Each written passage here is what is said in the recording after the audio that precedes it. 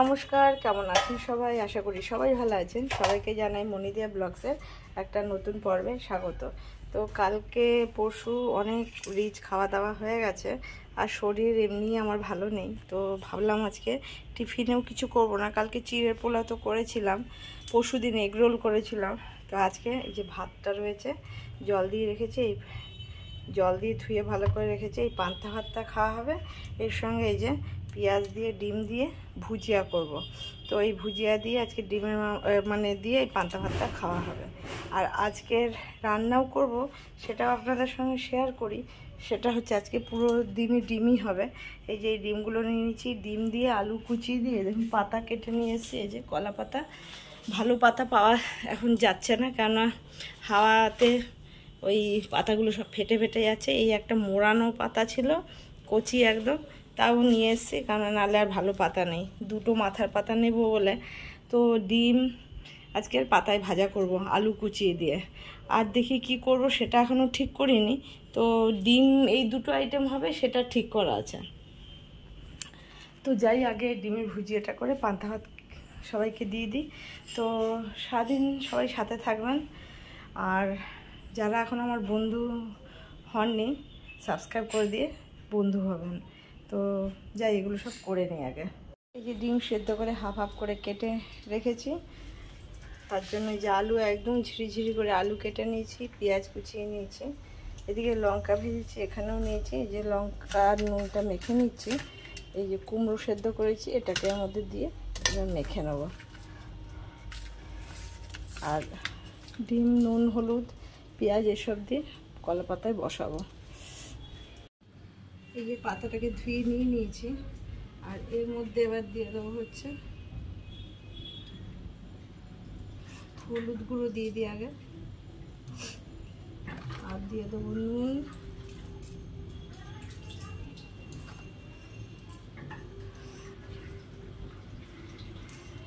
আর দিয়ে দেবো হচ্ছে সর্ষের তেল। তো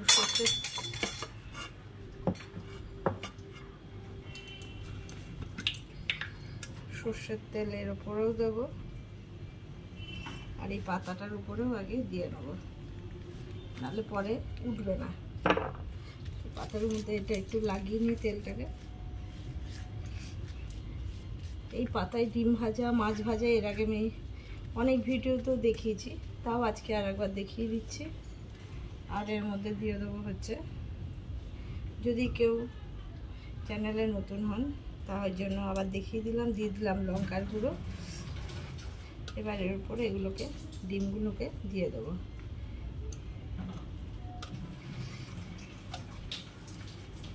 তেল এরপর দিলে ওপর থেকে গড়িয়ে নিচ অব্দি চলে যাবে, ওই জন্য বেশি তেল আগে দিলাম না।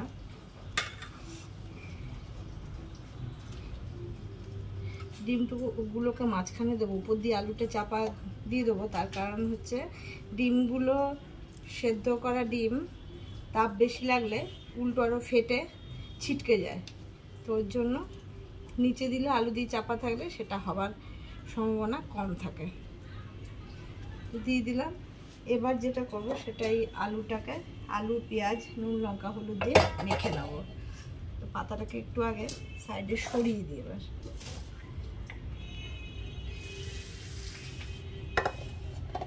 আলুটা নিয়ে নিয়েছি, আলুর মধ্যে পেঁয়াজ কুচনটাও নিয়ে নিলাম। এটার মধ্যে লেগে আছে এখন মশলাটা, এখান থেকেও মুছে নিই জল দিয়ে, পরে অল্প জল দিয়ে ধুয়ে দিয়ে দেবো। একটু মিশিয়ে নিই পেঁয়াজটা আলুর সঙ্গে আগে।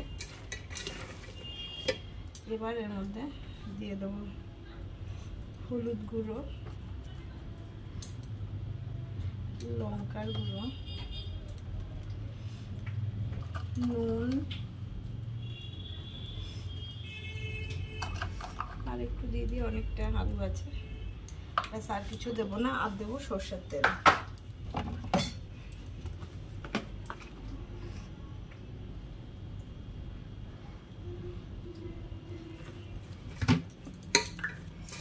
এবার ভালো করে একদম পুরো মিশিয়ে মেখে নিতে হবে। একদম আলুগুলো দেখে মনে হবে সেদ্ধই হয়ে গেছে।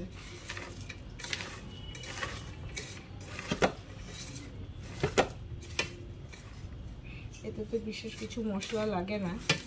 অনেকে চাইলে কাঁচা লঙ্কা কুচোনো বা রসুন কুচি করে ধনে পাতা দিতে পারে, না দেওয়াই ভালো, এমনি ভালো টেস্ট হবে।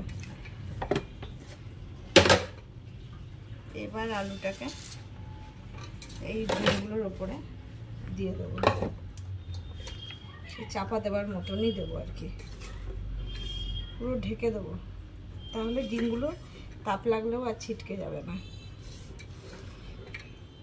আজকে বিশেষ কিছু রান্না করলাম না, এই 2-3 দিন ধরে অনেক খাওয়া হয়েছে, তার মধ্যে আমার শরীরটাও ভালো নেই, খাওয়ারও ইচ্ছে নেই, গরমও প্রচুর, এই দুটোই আইটেম আজকে। তাও সেই একদম কচি কাঁচা কুমড়ো পাইনি, এটা পাকা কাঁচা কুমড়ো, তো ওটাই সেদ্ধ করে মেখে নিলাম ভাজা তেল আর ভাজা লঙ্কা দিয়ে। কাঁচা লঙ্কা দিয়ে একটু ঘি দিয়েও মেখে খাওয়া যায়। এবার এর মধ্যে জল দেবো পরে। এবার এই যে এখানে আমি কড়াইটা বসিয়ে দিয়েছি, কড়াইয়ের মধ্যে দিয়ে দেবো হচ্ছে আগে পাতা, একটু ডবল করে পাতা দিলে আলুটা সেদ্ধ হতে সময় লাগবে, এই জন্য আর একটু পাতা দিয়ে দেবো। এগুলো সব কচি পাতা, কিন্তু কিছু করার নেই, কোথায় বা পাবো আমি আর, ওখানে তো গাছটা আছে বলে তবু করতে পারি। এবার এর উপরে পাতাটাকে দিয়ে দিচ্ছি।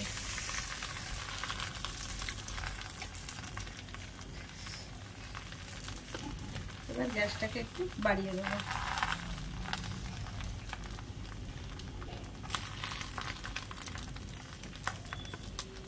একটু ভাজ করে এখান দিয়ে, এই যে দেখুন দেখতে কেমন হয়েছে, দেখতেও দেখুন খুব সুন্দর লাগছে, খেতেও ভালো হবে। এবার যেটা করবো একটুখানি সামান্য জল,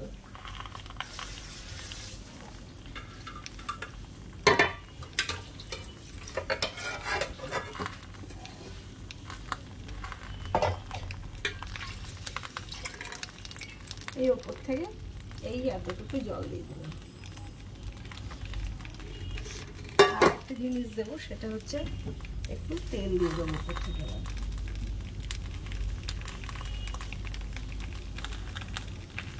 ব্যাস, আর কিছু দেওয়ার নেই। এবার এটা ঢেকে দেবো, একটা সাইড হয়ে গেলে, আলু সেদ্ধ হয়ে গেলে উল্টে দেবো। এই যে এটা প্রায় হয়ে আসছে, এবার আর একটু ওপর থেকে তেল দিয়ে দেবো, নিয়ে উল্টে দেবো। ব্যাস, এবার এটাকে উল্টে দেবো।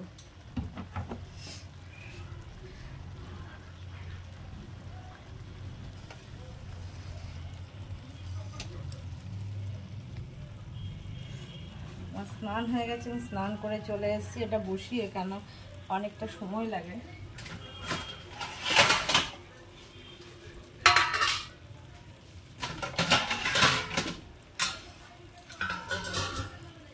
এবার এটাকে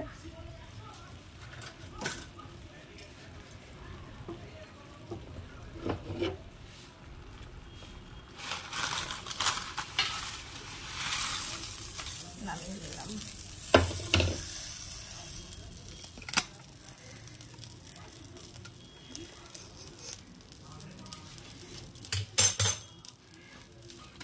কি সুন্দর হয়েছে, পাতাটা আবার ফেটেও গেল, কি মুশকিল, তাও এতক্ষণ ফাটেনি, তাই অনেক। একদম কচি পাতা, দেখুন কচি পাতা একদম বোটে ছিল, সেই পাতাটাকে কেটে এনেছি, কেন নাহলে আর পাতা নেই, সব পাতা ফেটে গেছে। এর উপর দিয়ে আবার একটা থালা দিয়ে দিলাম, নিয়ে এটাকে ধরে উল্টে দেবো।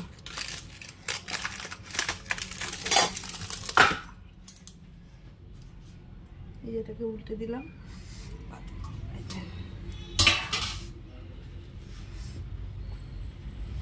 এর আগে এই পাতাটা শুদ্ধ ওর উপরে দিয়ে দিই। বাপরে কি গরম হয়ে গেছে এটা, থালাটা, পাতাটাও গরম হয়ে গেছে, তো চলুন দেখাই আবার।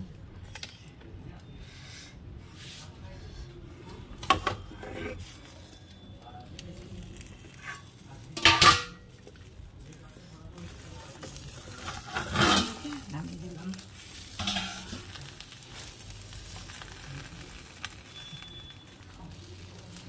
একটু গ্যাসটাকে আবার বাড়িয়ে দিই।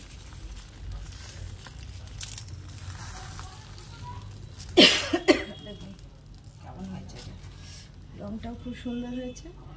একটু বাড়িয়ে দিলাম ওই সাইডটা, হয়ে গেলেই নামিয়ে নেব। তো হতে থাকে না। এই যে উল্টে দিয়েছিলাম পাতা, এই যে কচি পাতা একদম।